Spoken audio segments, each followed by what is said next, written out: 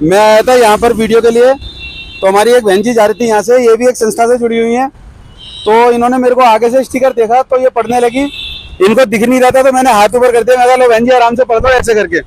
फिर इन्होंने पढ़ा और मुझे कॉन्ग्रेचुलेट भी किया इन्होंने, और फिर इनको पूरा पढ़ के अच्छा लगा। तो 2 शब्द ये कहना चाहती हैं, आप वो 2 शब्द इनके जरा सुने।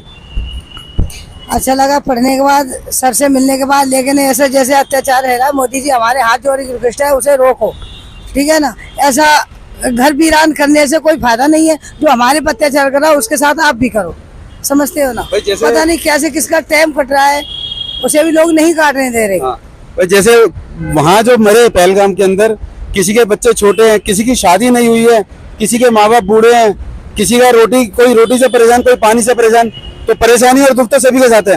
तो उन्होंने जो किया वो क्या था, उनका रीजन ही खराब था, पूरी फैमिली खराब कर दी, वीरान कर दी है। मतलब ऐसा नहीं होना चाहिए।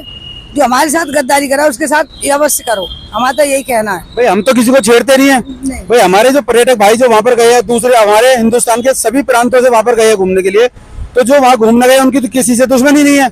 और जब दुश्मनी किसी से नहीं है तो फिर किसी को क्यों मारना। भाई सड़क पर एक्सीडेंट हो जाता है, कोई गाड़ी वाले से किसी की टक्कर लग जाती है तो हर आदमी उसको उठाने भागता है, तब तो हम धर्म नहीं देखते, हम सभी उठाने के लिए भागते हैं उसको और उठा के लाते हैं। तो फिर ऐसा क्या हो जाता है कि यार कहीं पर हम गोली बारूद चला देते हैं, किसी भी आदमी को मार देते हैं। तो इसके बारे में क्या लगता है आपको, क्या कहेंगे? क्या लगता है गलत काम है। जो जहाँ देख रहा, कहीं चाकू चल रहे, कहीं गोली चल रही, कहीं वैसे इंसान को जीने नहीं दे रहा, खाने नहीं दे रहा। मतलब बाहर गया आदमी घूमने को, उसको मार दिया, उसकी फैमिली का क्या। और सभी के मन में आक्रोश है, गुस्सा है। बिल्कुल, बहुत ज्यादा गुस्सा है अपने को। तो क्या लगता है आपको, सरकार से आप क्या चाहोगे? आप यही है कि हमारा मतलब आप लोग क्यों इसको रोको, इतना अत्याचार फैला रखा है। भाई देखो, आदमी तो आदमी, जो घर की जो अबला है, जो घर में काम करने वाली महिला है, वो भी बदले की मन में बदला बांध के बैठी है।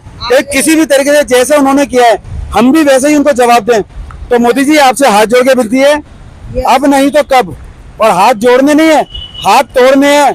और उसके लिए जब भी कभी कोई ऐसी बात हुई है तो हिंदुस्तान भारत की तरफ से तो बच्चा तैयार है इन सब चीजों के लिए।